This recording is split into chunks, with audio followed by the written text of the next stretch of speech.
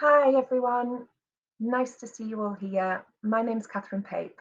I'm a speech and language therapist and work in Welsh Government in the role of National Speech Language and Communication Coordinator. Ellie's just sharing my presentation for me. Bear with me because I haven't used this platform before, so I'm not very familiar with it, but hopefully everything will go smoothly. Thank you very much for joining our session this morning. So obviously the conference has got a focus on well-being. So the purpose of this workshop is to think about the relationship between speech language and communication, or SLC, and well-being. And it's going to be an interactive session. So I'll be doing a little bit of presenting. I'll be asking you to contribute things in the chat. And then we're going to have a bit of a table discussion halfway through as well. We'll be finishing up probably about 25 past 11. I know the event is running over slightly. So it's quite a short session, but hopefully we can have a good bit of discussion. Can I ask you just all to do a thumbs up so that I know that you can hear me okay, that you can see the presentation, or if there's any issues to put anything in the chat. And I also just wanted to let you know that there is a Welsh language version of this presentation going on at the same time in the main room. So while we do have translators with us today, and if you would like to contribute anything in Welsh, you are able to do so, and we've got a link available to do some translation. Both sessions 1 and 2, we've got a Welsh language version for this full workshop. I can't see any thumbs up, Ellie, so I don't know whether that means people aren't able to hear me or not. Ellie, would you mind just doing a thumbs up or putting something in the chat yourself so that I know that you can hear me? There's 3 in the chat at the moment. Oh, so I can't see the chat then. I've got the chat open and I can't see anything in it. Are you in the general chat for the room? Yes. Yeah, okay. I can see 3. So I think just assume that we're all good for now. In that case, when we ask for feedback in the chat, can I ask you to read out to me what comes up in there, because it doesn't look like I'm able to see it. No problem at all. Thank you very much. Okay, could we go on to the next slide, please? So these are the things we're going to cover in the workshop. I'm going to do a very brief overview of our Welsh Government Talk With Me delivery plan and campaign. I know lots of you will already be familiar with the work we're doing, so I'm not going to spend very much time on that. We're going to have a chat about how speech, language and communication relates to child wellbeing, and think about the term school readiness and why we might be thinking it might be a good idea to move away from that, and that will be a breakout activity at the tables. We'll be thinking about what matters to families in terms of their children's communication development and the role of the childcare practitioner in this. And also, we've got a number of resources we'd like to share with you, and we will be sharing the slides with you after the session, so you don't need to be making notes and things as we go. Okay, next slide, please, Ellie.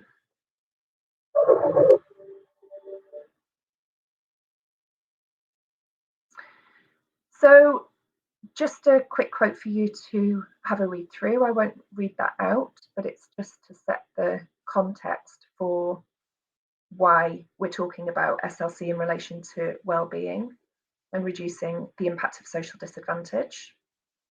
The links to all these quotes will be in the slides for you. Next slide, please, Ellie.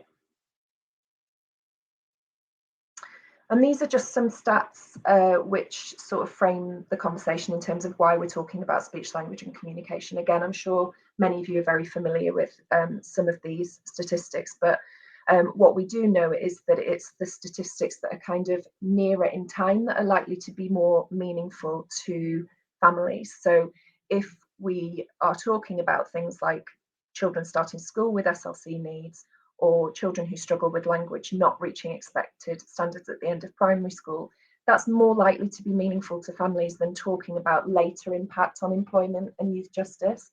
So although we know that these stats remain important and relevant, what we need to think about is, well, what's meaningful to families now? What will mean that if we talk about children's speech and language development, it will matter to the families of those children. Next slide, please, Ellie.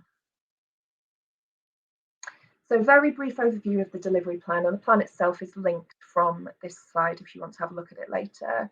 So we've got 5 objectives. The first is around raising public awareness of the importance of SLC, and we're doing a lot of work on campaign for that. And the campaign page that we'll share with you in the resources section at the end has got some really lovely resources for you to share with families, with our 10 key messages, ages and stages charts. There's some really lovely animations on there. We've got lots going on social media at the moment. So if you haven't already seen that, please do have a look, because there's some really nice things there for you to share with your families.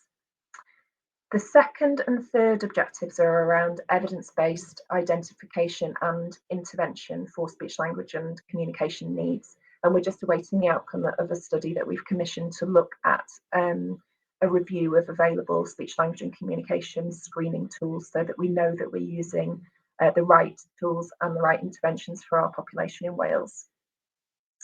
The fourth objective is around workforce development, and we've got a practitioner training pathway for SLC, which again is linked to from the resources slide, which we'll share with you afterwards. This is to help practitioners decide what their learning needs are in terms of speech, language and communication, and also to identify resources and courses that will help you to meet those training needs. Hopefully that's something you've already seen, but do have a look at it if you're not already familiar with it. The fifth objective is around cross-policy commitments to speech, language and communication. So this includes things like ensuring that we are involved in conversations around the SLC content in the early childhood education and care framework, the communication pathway on the new curriculum. There's also commitments from colleagues in youth justice, employability and skills, additional learning needs. There's lots of different areas where colleagues across the Welsh Government have committed to considering SLC in their work. So that's a really exciting area of the work that we're doing as well. Next slide, please, Ellie. Thank you. There's far too many words on this slide, sorry. I thought it was useful to include the quote at the top. So if you read through that first paragraph, starting effective oral language skills, and then I'll just give you a second to read through that. So we often quote these statistics about what does this mean when the child starts school? What does this mean for their English grades at the end of primary school? And we do know that these messages can be quite hard-hitting, and people commissioning services, practitioners, families, they do care about this stuff. But actually, what the messages that we get from families tend to be is that what they want is for their children to be happy, to make friends, to feel connected. So there's a really lovely piece of work on language as a child wellbeing indicator, which the EIF have published on their website. And what we are thinking about in today's workshop is thinking about how you as practitioners can relay messages about the links between speech, language and communication and wellbeing to the families that you're working with, how SLC links to challenging behaviour, and the resources that are available to you from our website to use yourselves and share with families. What we know is that what you as practitioners do in these early years is absolutely critical, that you can make a huge difference, that it's not who is interacting with the child, but how they do that, what they do, that makes a difference. And what we really want to do is celebrate the role of the early years practitioner in those early years, and to get the idea out there that it isn't about them going through the door to school, it's about that early childhood education and care and the value that you add to that. So with that in mind, Ellie, if we could go on to the next slide, please. What we'd like to do is ask you to go back to a table discussion. We're probably going to give you about 5 minutes in the breakout room, so that we've got time to summarise afterwards. If you could ask one of the people on your table to be a scribe, and then when you come back into the main room, we'll ask you to put 2 or 3 examples of your discussion in the chat, so that we've got a summary of people's thoughts.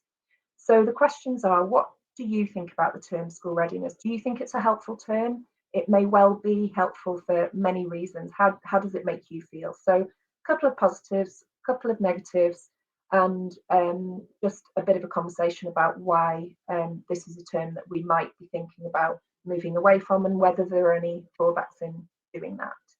So Ellie, if I can ask you to go back into table mode so that people can seat themselves. I think we've got 9 people in the room. I'm not sure whether that includes you and I, Ellie. So if we can go into groups of 3 on the tables, please, just to think about this term. And then if you can room at about 19 minutes past 11, please, and share some of your thoughts in the chat, that would be great.